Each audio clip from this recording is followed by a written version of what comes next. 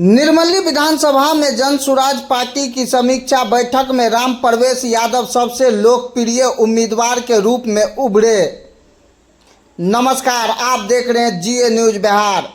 सुपौल जिला के सरायगढ़ भपटियाही प्रखंड स्थित शोभा विवाह भवन में जन सुराज पार्टी की ओर से निर्मली विधानसभा क्षेत्र के संभावित प्रत्याशियों को लेकर समीक्षा बैठक आयोजित की गई। बैठक की अध्यक्षता प्रदेश चुनाव अभियान समिति के संयोजक किशोर कुमार मुन्ना ने की।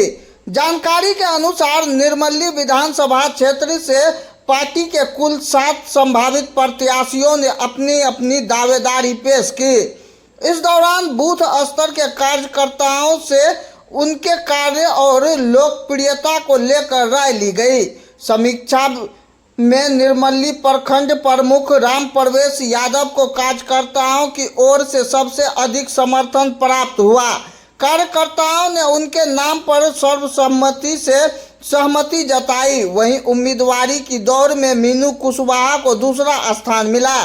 बैठक में जिला प्रभारी डॉक्टर दीप नारायण यादव, जिला अध्यक्ष इंद्रदेव शाह, जिला महासचिव नरेश नयन, ब्रजेश कुमार उर्फ बैजू, पूर्व जिला अध्यक्ष कृष्ण कुमार राय, महिला जिला अध्यक्ष नीलम सिंह, राघोपुर प्रखंड अध्यक्ष तापेश्वर भारती, सरायगढ़ प्रखंड अध्यक्ष अनमोल भारती समेत बड़ी संख्या में कार्यकर्ता मौजूद रहे। इसके साथ ही सुपौल विधानसभा के संभावित प्रत्याशी अनिल कुमार सिंह भी बैठक में उपस्थित रहे। जनसुराज ने पहले भी कहा था कि भाई जो उम्मीदवार है वो ऊपर से नहीं थोपा जाएगा, वो जनता के बीच से ही राय शुमारी कर जो जनता का राय होगा उसी के बीच से एक साधारण आदमी जिसको जनता चुनेगी वही उम्मीदवार होगा। और ये प्रक्रिया दूसरा चरण है। पहले चरण में जिला संगठन और अनुमंडल संगठन के साथ राज्य की समिति और केंद्रीय समिति मिलकर लोगों से राय लिया है और उसमें जो राय आया है एक वो तरीका है। दूसरा चरण हमारा ये है, आप देख रहे हैं कि विधानसभा के अंदर जितने पदाधिकारी हैं, जितने ब्लॉक के कार्य समिति के सदस्य हैं, उनसे राय ली गई है। फिर अब तीसरा चरण होगा जब 12 तारीख को कार्यशाला है, उसके बाद प्रखंड सम्मेलन होगा, जिसमें सीधा जनता के द्वारा आम लोग उसमें राय देंगे।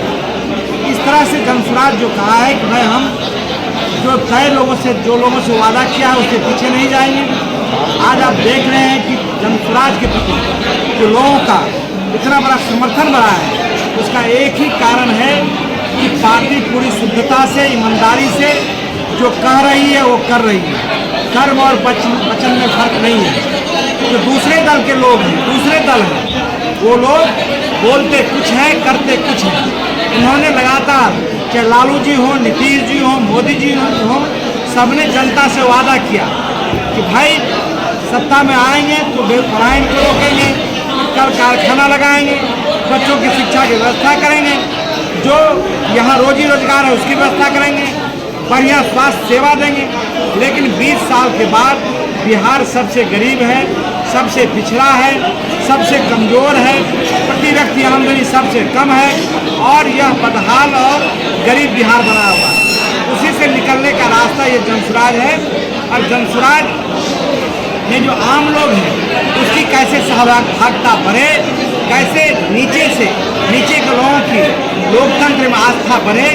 यहाँ कोई व्यक्ति परिवार का पार्टी नहीं है। यहाँ लोग चाहता है कि समाज का जो अंतिम व्यक्ति है उनका भी राय लोग ले, जिससे पार्टी अच्छा से अच्छा बन सके। यही आज के बैठक का था।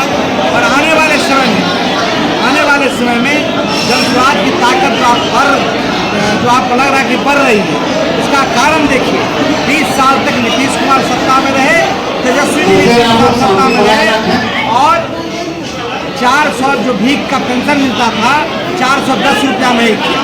लेकिन जब से जनसुराज बना है, अभी आप देखें कि जब 2000 रुपया हम लोगों ने किया घोषणा की, जब सरकार बनेगी तो 2000 रुपया देंगे, आज सरकार मजबूर होकर 1100 रुपया किया। ये जनसुराज की ताकत है।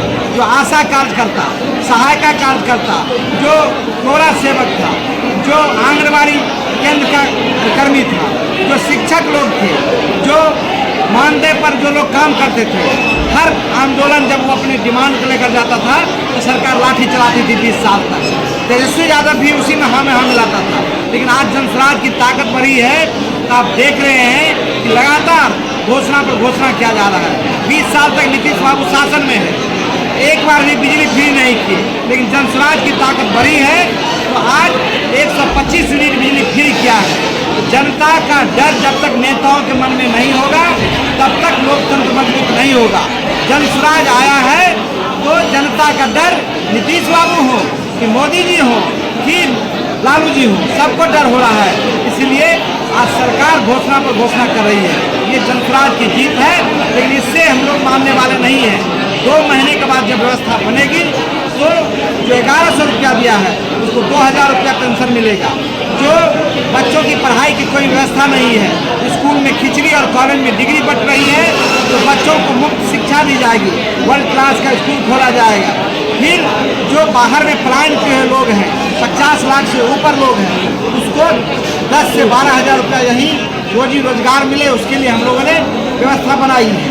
फिर जो नरेगा जो खेती घाटे का है, तो हम लोग खेती को जो कमर्शियल खेती है उसको सीधे नरेगा से जोड़ेंगे और मुफ्त में किसान को मजदूर मिले वो व्यवस्था करेंगे। अभी जो आप देखे होंगे गांव में जीविका है, जीविका दीदी को 100 रुपया में 2 रुपया महीना लेता है सूद देने पर, ऋण देने पर, और 24 रुपया उसे साल में वसूला जाता है। हम लोगों ने वादा किया है यदि व्यवस्था बनेगी तो 5 लाख तक सिर्फ 4% के दर पर हम ऋण देंगे। ये हमारी घोषणा है और जनता का विश्वास बढ़ा है। आने वाले समय में जनसुराज मजबूत होगा और उसकी सरकार बनेगी। वो इस तरह से तो लोग बोलेंगे कि ये फ्रॉड योजना है, इसलिए कि उनको ये समझ में नहीं आती योजनाएं। हमारी योजना जो है वो चुनाव जैसे ही खत्म होगा, यदि हमारी सरकार बनती है तो ये सारी योजनाएं लागू होंगी। हमने कार्ड तक दिया, समाज में कार्ड बांट रहे हैं, परिवार में कार्ड बांट रहे हैं। उस कार्ड के माध्यम से उसका इंश्योरेंस एक तरह से है वो कार्ड, तो वो कार्ड जिनके पास है उनको वो मिलेगा। ये तो हम एश्योर कर रहे हैं, गारंटी दे रहे हैं। तो इसमें जिनको नहीं समझ में आ रहा है वो ऐसे ही बोलेंगे। जो उन्होंने कहा है उनके समझ में ये नहीं आएगा।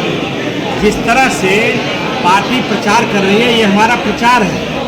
हम कहते हैं क्या कि भाई जनसुराज आएगा तो 5 ही हो जाएगा। यदि घर में 60 वर्ष से ज़्यादा उम्र के हैं तो उसको 2000 रुपया मिलेगा। यदि उनके बच्चे बाहर में पलायन किए हुए हैं तो उसको 10 से 12 हज़ार रुपये का हम देंगे। हमारा ये घोषणा पत्र है और इसमें कोई फ्रॉड नहीं है। ये लोग 20 साल तक जनता के साथ फ्रॉडिंग किया है, धोखा दिया है। अब जनसुराज की ताकत बढ़ रही है तो ये लोग भयभीत हैं, डरे हुए हैं, इसीलिए हम आप चुनाव बयान दे रहे हैं।